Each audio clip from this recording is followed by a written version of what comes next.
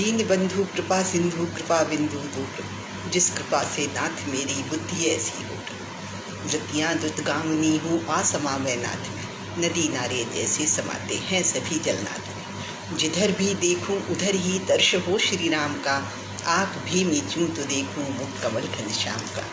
दोस्तों, आज मैं करवा चौथ पर सभी अपने दोस्तों को, भारतवर्ष के सभी महिलाओं को, सभी बहनों को बहुत बहुत बधाई, अनंत शुभकामनाएं।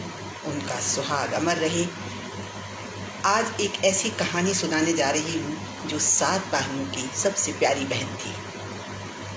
करवा चौथ का व्रत आया और भाभी के साथ सभी भाभियों ने मिलकर नंद के साथ करवा चौथ का व्रत रखा। शाम हो गई थी और बहन भूख से थोड़ा सा परेशान हो रही थी, तो भाइयों को ये बड़ा अजीब लग रहा था। जब खाना लगाया गया तो उन्होंने अपनी बहन से कहा कि बेटा आ जाओ, अब पूरा दिन हो गया है, अब चाँद निकल आया, आ जाओ। लेकिन बहन ने कहा कि नहीं, अभी चाँद नहीं निकला है भैया, जब चाँद निकल आएगा मैं पूजा कर लूँगी, तब जा कर के मैं कुछ खाऊँगी।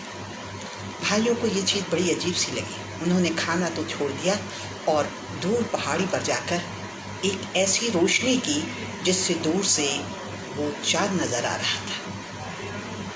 बहन को बुलाया और बहन से कहा कि देखो बहन, विश्वास नहीं हो रहा है, यहाँ से देखो। तो सच में वहाँ पर चाँद दिखाई दिया।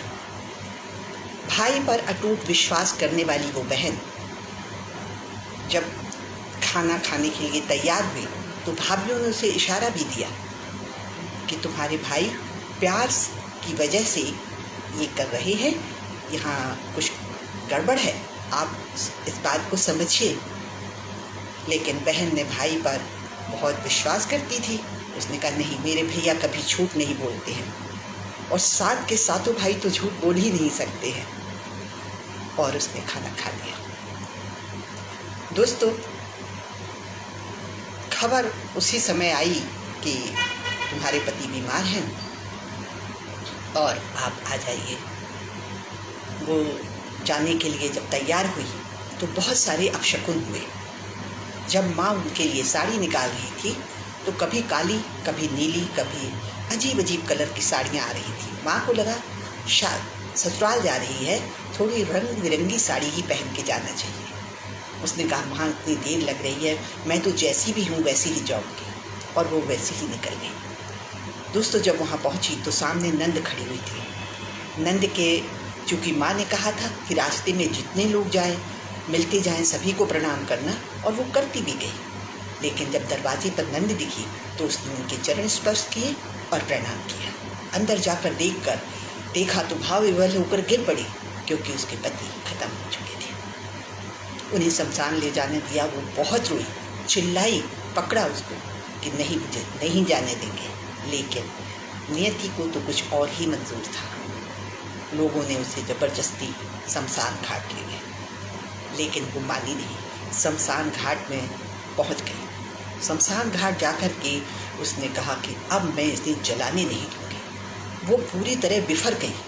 गांव वालों ने कहा अब कुछ नहीं हो सकता है, इनको यहीं एक झोपड़ी बना दो और इनको इनके हवाले कर दो।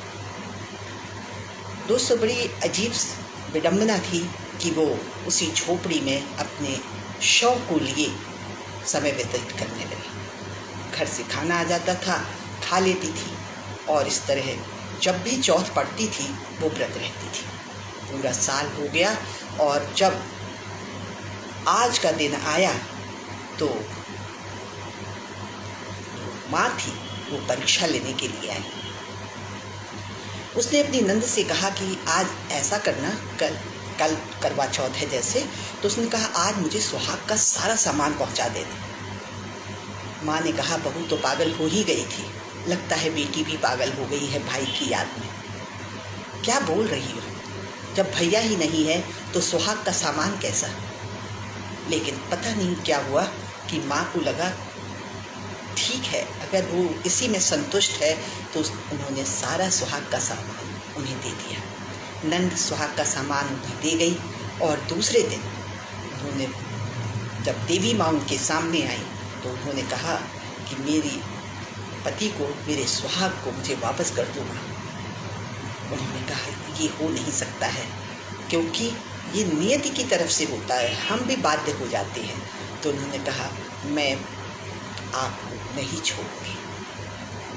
उसकी जिद के आगे माँ हार गई और उन्होंने फिर एक शर्त रखी। शर्त कुछ यूँ थी कि तुम क्या मुझे जो सुहाग का सामग्री आपके पास है, क्या आप मुझे सब दे देंगी? और उन्होंने पूरे का पूरा सुहाग का सामान दे दिया।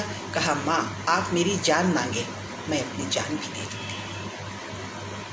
ये सुनकर माँ थोड़ी भावुक हो गई। माँ ने उसे आशीर्वाद दिया और उसके पति के मुंह में एक अपनी उंगली रख दी। जैसे ही उंगली रखी, उनका पति गहरी सांस ली और माँ अंतर्ध्यान हो गई। आशीर्वाद देके उनका पति जीवित हो गया। दूसरे दिन उन्होंने माँ को, अपनी सास को खबर पहुँचाई। जब नंद मिलने आई कि गाजे बाजे के साथ आए, माँ को विश्वास नहीं हुआ, लेकिन जैसा कहा गया था वैसा ही किया। पूरा गांव गाजे बाजे के साथ आया और अपने गांव का प्रिय पुत्र लेके गया। सास बहू के पैरों पे गिर गई। बहू ने कहा नहीं माँ, ये आप ऐसा अनर्थ मत करें, तुम्हारी उसमें बड़ी ताकत है। दोस्तों ये कहानी हो सकती है, लेकिन ये मान के चलिए यदि आप में श्रद्धा है, यदि आप में विश्वास है, तो एक औरत जो होती है बड़ी पावरफुल होती है। अगर वो, कई उदाहरण हमारे सामने आ चुके हैं कि वो अपने सुहाग को वापस भी ला सकती है, यमराज से लड़ सकती है। अगर वो श्रद्धा रखे, विश्वास रखे, सही संकल्पों के साथ जिए और अटूट विश्वास के साथ दिखावा ना हो।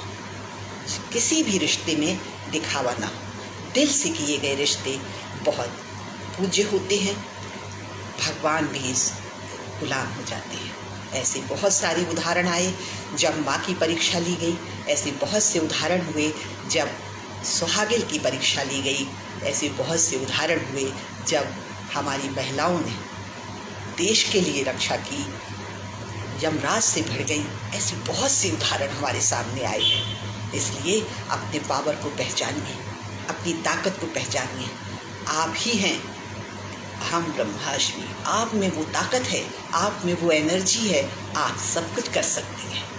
आँखों में आंसू नहीं, अपने विश्वास को जगाइए और अपने परिवार को सहेजिए, संभालिए और उन्हें इस लायक बनाइए ताकि वो देश के लिए, समाज के लिए, दुनिया के लिए भी ताकत बने, एनर्जी बने, नाम हो, समृद्धि हो और आप खुशहाल जीवन व्यतीत कर सकें। एक बार पुनः आप सभी को करवा चौथ की अनंत शुभकामनाएं। इसी तरह लाल चुनरिया ओढ़कर आप अनंत समय विदा ले इस संसार से। इन्हीं शुभकामनाओं के साथ विदा लेती हूँ। जय हिंद, जय भारत, नमस्कार।